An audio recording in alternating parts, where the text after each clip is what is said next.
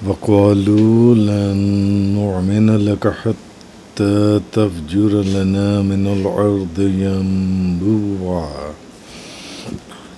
آج سورہ بنی اسرائیل کی آیت نمبر 90 سے بیان ہے۔ اور انہوں نے کہا ہم آپ پر ہرگز ایمان نہیں لائیں گے حتیٰ کہ آپ ہمارے لیے زمین سے کوئی چشمہ جاری کر دیں، او تکون لک جنۃ من نخیل وعنب فتفجر الانہار خلالها تفجیرا، یا آپ کے لیے کھجوروں اور انگوروں کا کوئی باغ ہو، پھر آپ ان کے درمیان سے بہتے ہوئے دریا جاری کر دیں، او تسقط السماء کما زعمت علینا کسفا او تأتی باللہ والملائکۃ قبیلا، یا جس طرح آپ ہم سے کہتے ہیں ہم پر آسمان کو ٹکڑے ٹکڑے کر کے گرا دیں، یا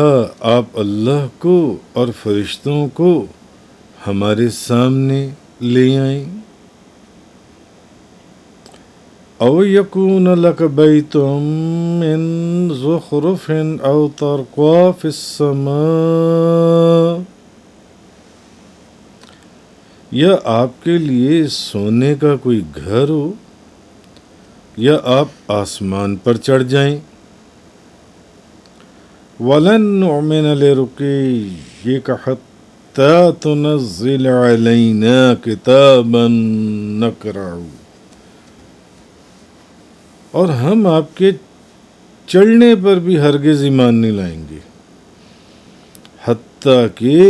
آپ ہم پر کتاب نازل کریں جس کو ہم پڑھیں۔ قل سبحان ربی هل كنت الا بشرا رسولا، آپ کہیے میرا رب پاک ہے، میں تو صرف ایک بشر ہوں جس کو رسول بنایا گیا ہے، جس کو رسول بنایا گیا۔ اب اس آیت کا اصل میں شان نزول کیا ہے؟ یہ جو بیہودہ باتیں کفار قریش نے نبی کریم صلی اللہ علیہ وسلم کی بارگاہ میں کیں، شان نزول اصل چیز یہ تھی کہ جب یہ بات ظاہر ہو گئی کہ قرآن جو ہے یہ اللہ کا کلام ہے، قرآن اللہ کا کلام ہے، اور قرآن کا اعجاز معجزہ ہونا ظاہر ہو گیا، بالکل چھپا نہ رہا۔ جیسے کل پچھلی آیات کے درس میں آپ نے سنا ہوگا کہ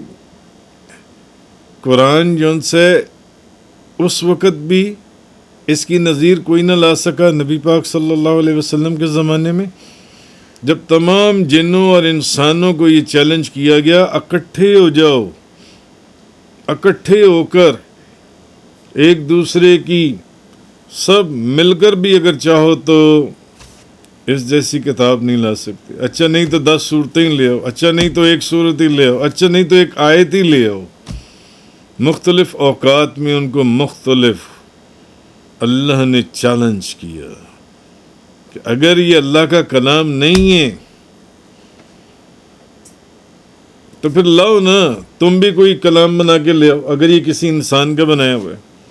تو اب جب قرآن کا، اور وہ نہیں لا سکے، نہ تب لا سکے، نہ اب تک لا سکے، نہ قیامت تک لا سکیں گے۔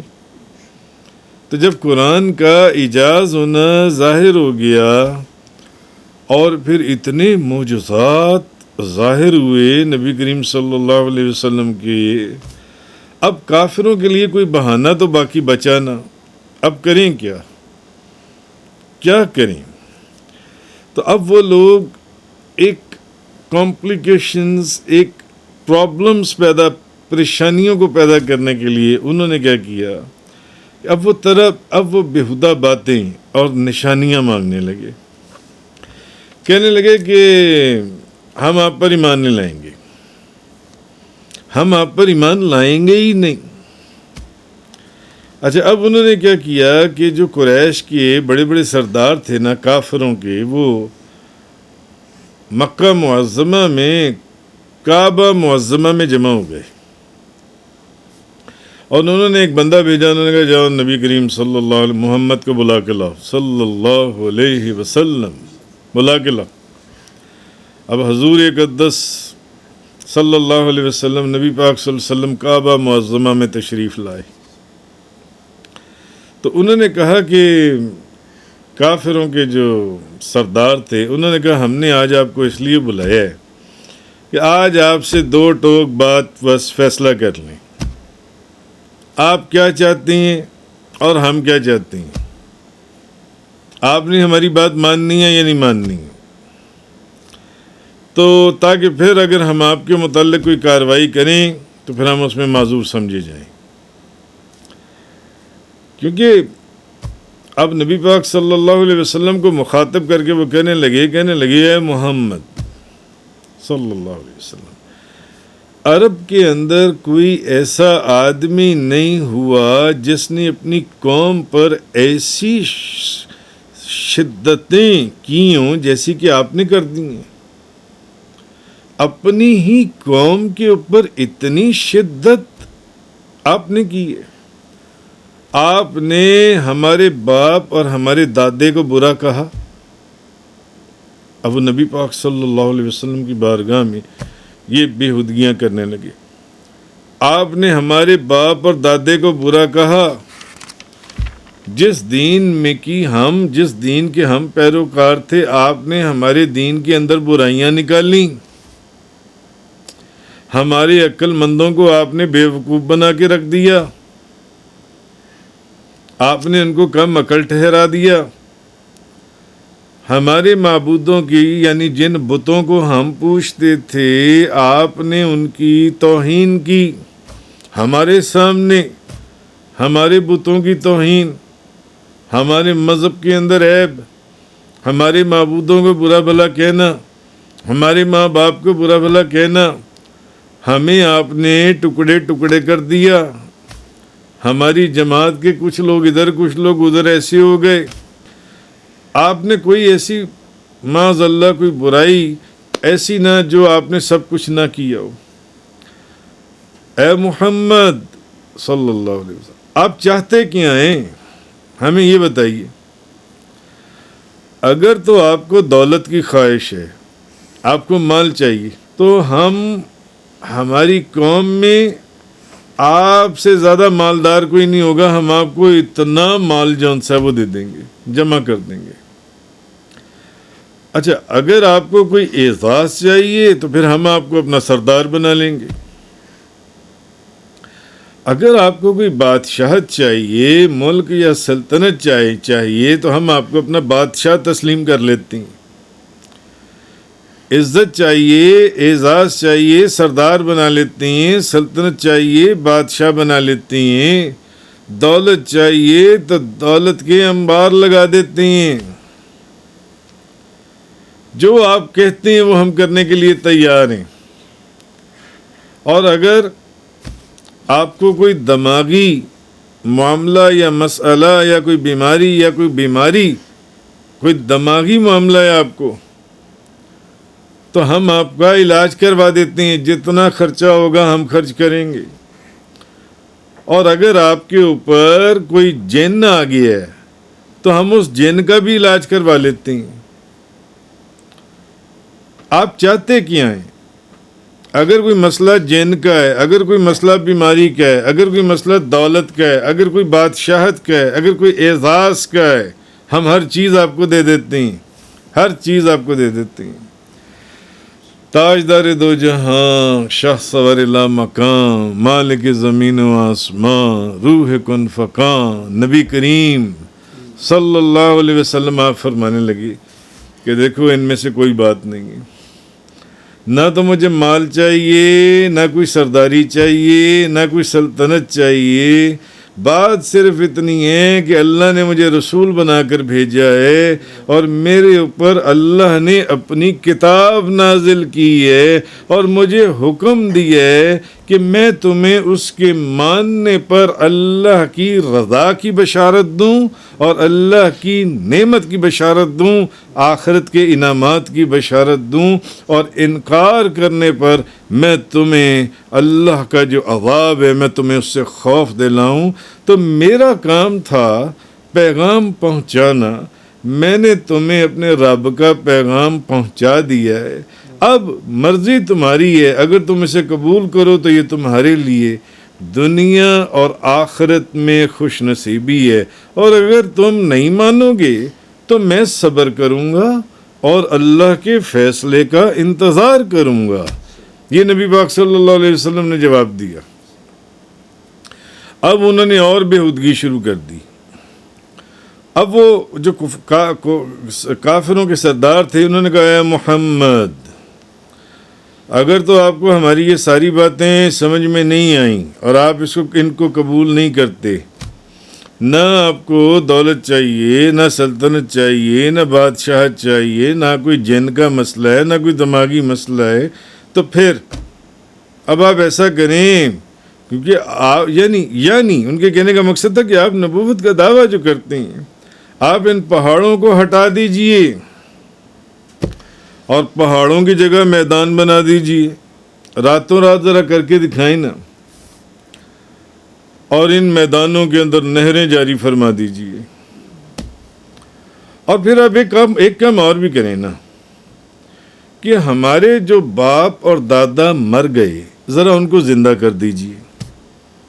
ان کو زندہ کریں تاکہ ہم ان سے پوچھیں کہ آپ جو فرما رہے ہیں وہ سچ ہے،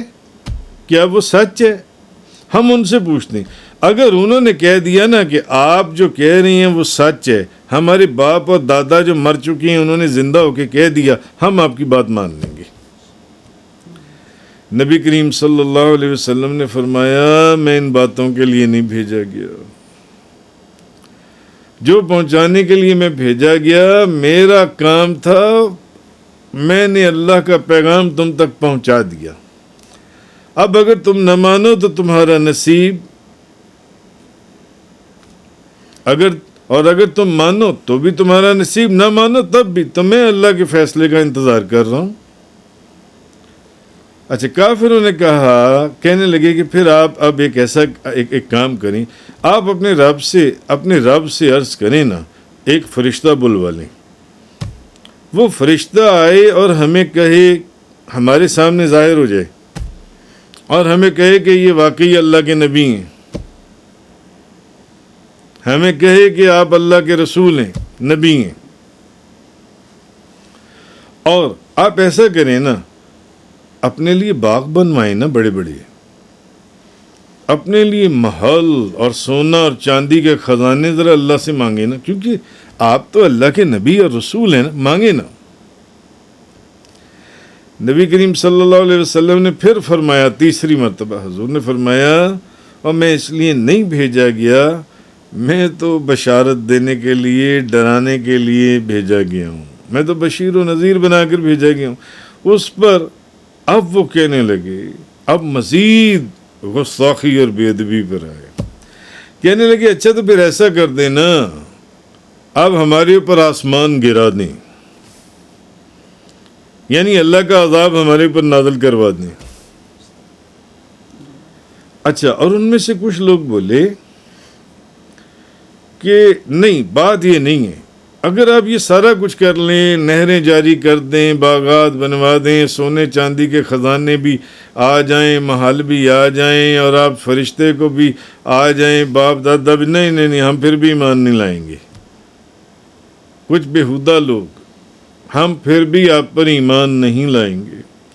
جب تک کہ آپ اللہ کو ہمارے سامنے لا کر نہ کھڑا کر دیں، اور فرشتوں کو بھی ہمارے سامنے لا کر نہ کھڑا کر دیں، ہم اس وقت تک بھی ہم ایمان نہیں لائیں گے جان سے۔ اب یہ چیز جب دیکھی نا نبی پاک صلی اللہ علیہ وسلم نے تو حضور کو بہت دکھ ہوا، حضور اس مجلس سے اٹھ گئے۔ اچھا عبداللہ بن امیہ جو ہے وہ آپ کے ساتھ اٹھا، آپ کے ساتھ ہی باہر آیا اور کہنے لگا، نبی کریم صلی اللہ علیہ وسلم کو کہنے لگا، خدا کی قسم میں کبھی بھی ایمان نہیں لاؤں گا۔ یعنی اس نے کہا کہ اگر آپ یہ سارا کچھ بھی کر دیں میں پھر بھی ایمان نہیں لاؤں گا، جب تک کہ آپ ہمارے سامنے ایک آسمان کے اوپر سیڑھی لگائیں اور آپ اس کے اوپر چڑھیں اور میری نظروں کے سامنے وہاں سے اوپر جا کر ایک کتاب اور فرشتوں کی ایک جماعت کو لے کر آپ نہ آئیں۔ مگر وہ بدبخت کیا کہنے لگا اس وقت؟ کہنے لگا خدا کی قسم اگر اے محمد یہ بھی کر لو نا تو میں تو پھر بھی ایمان نہیں لاؤں گا۔ یعنی وہ لوگ معجزات کو دیکھنے کے باوجود وہ تسلیم کر چکے تھے، کیونکہ وہ عرب کے فصحاء، بلاغت اور فصاحت میں ان کا کوئی جواب نہیں تھا۔ مگر قرآن کا چیلنج جو حضور نے ان کو دیا تھا کہ اللہ کہہ رہے کہ لاؤ قرآن جیسی کتاب لے آؤ، اگر تم بھی یہ کہتے ہو کہ یہ خدا کی کتاب، یہ اللہ کی کتاب نہیں ہے، اللہ کا کلام نہیں ہے، وہ لانے سے معذور ہو گئے، نہیں لا سکے۔ اچھا چلو پھر اس جیسی 10 صورتیں لے آؤ، اچھا چلو پھر ایک صورت لے آؤ، اچھا ایک آیت ہی لے آؤ، نہیں۔ اب ان کے پاس کوئی اور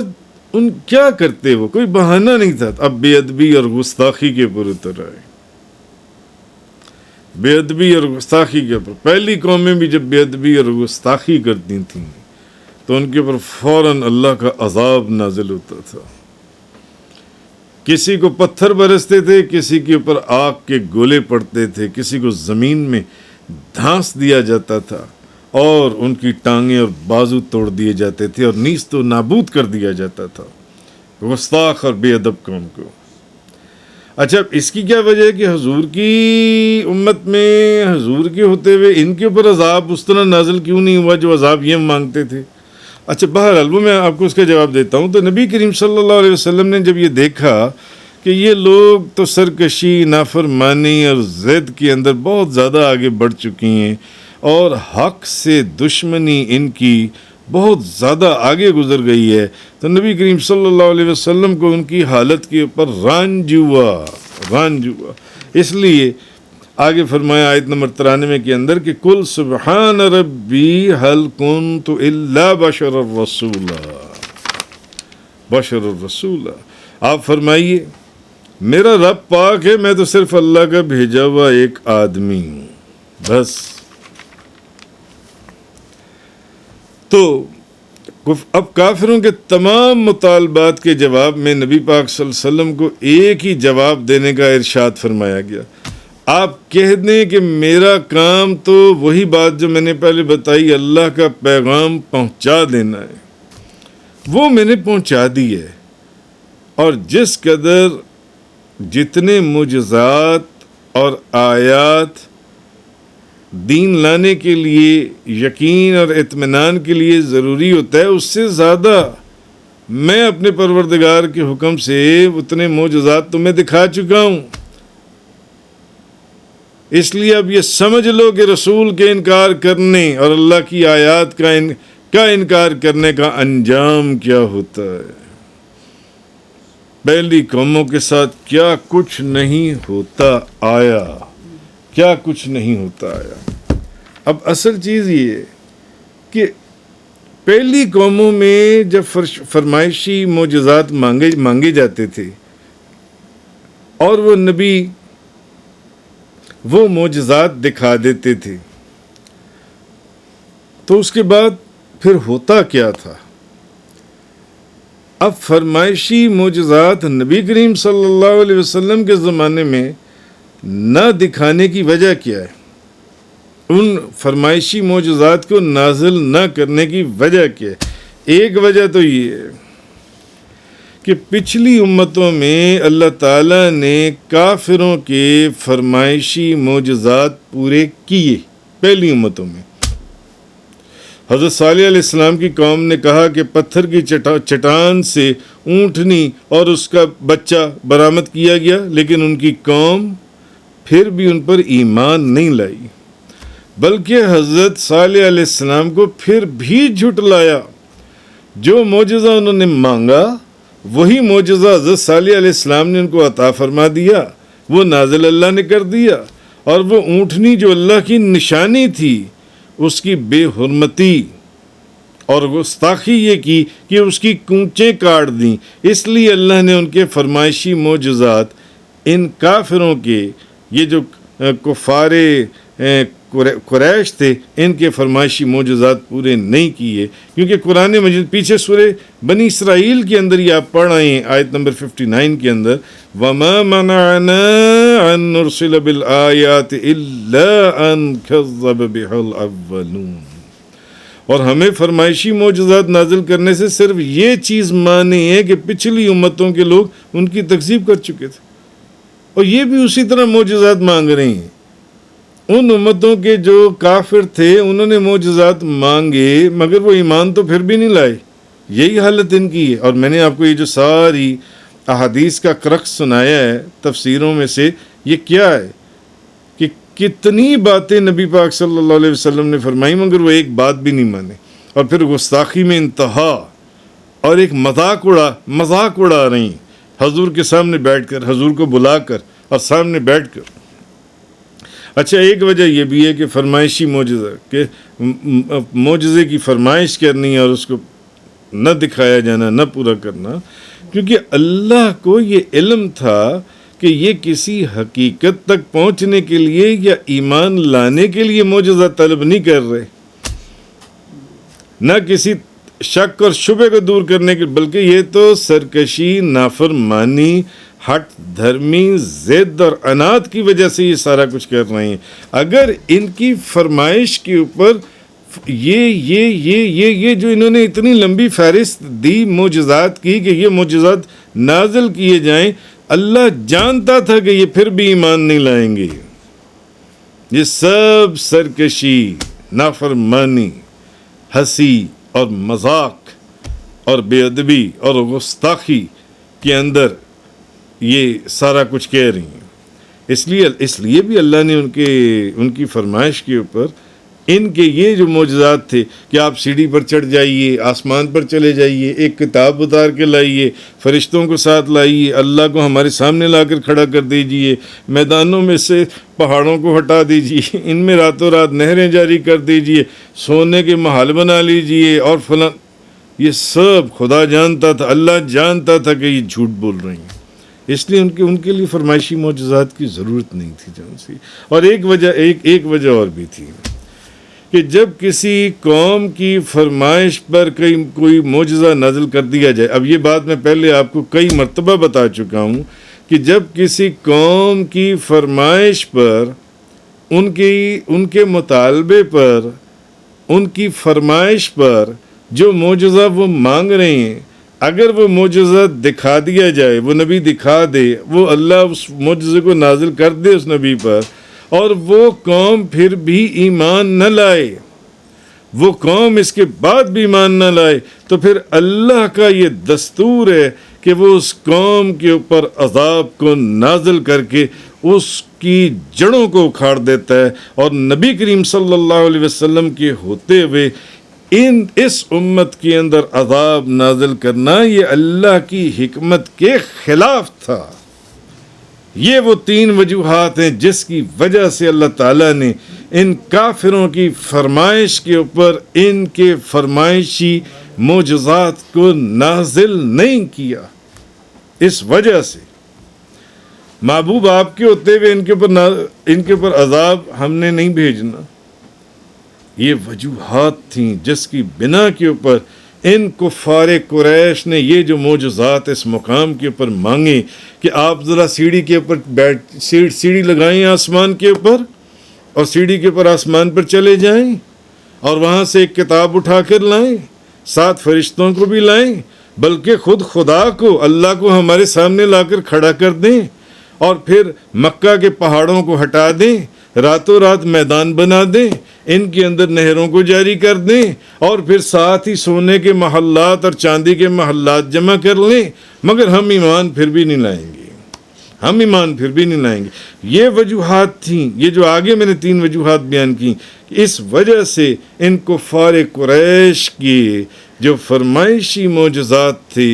ان کو نہ نازل کرنے میں حکمت کیا تھی۔ تفسیر قرآن کا یہ لیکچر انگلش میں سننے کے لیے براہ کرم ڈسکرپشن میں موجود لنک پر کلک کریں۔